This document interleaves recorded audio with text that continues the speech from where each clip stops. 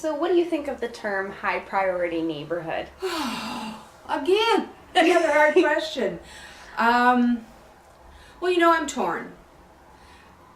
There are absolutely neighborhoods in the city that do not have the resources, the supports that they need. Mm-hmm. At one time, we used to have, you know, when we were all the different cities.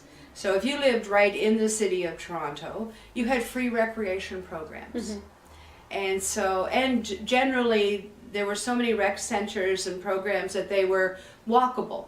So you didn't need money to pay for the program. You didn't need money to get to the program. So they were very open to everybody.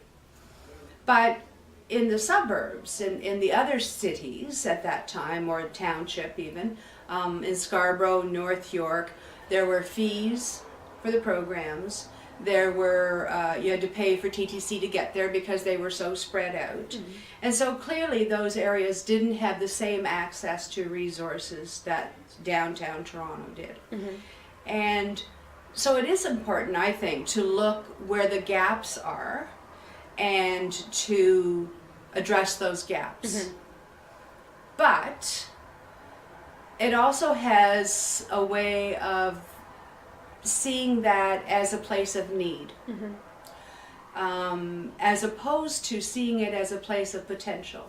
So there is a professor, works out of Chicago, who focuses on asset-based, John McKnight. Mm-hmm.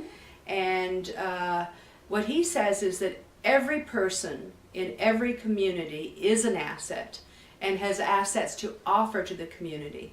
Whether it's a person who is poor, a person who is illiterate, a person who doesn't speak the English, mm-hmm. a person who has mental disabilities, mm-hmm.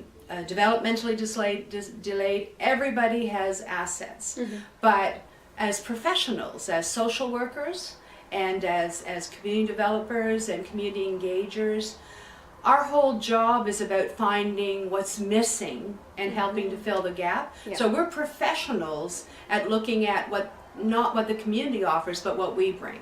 Mm-hmm. And so the priority neighborhood has the same effect.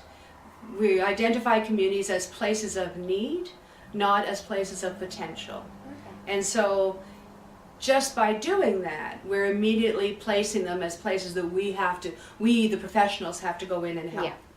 As opposed to saying, how do we work with people who have all of these assets to help them realize their assets and do it themselves.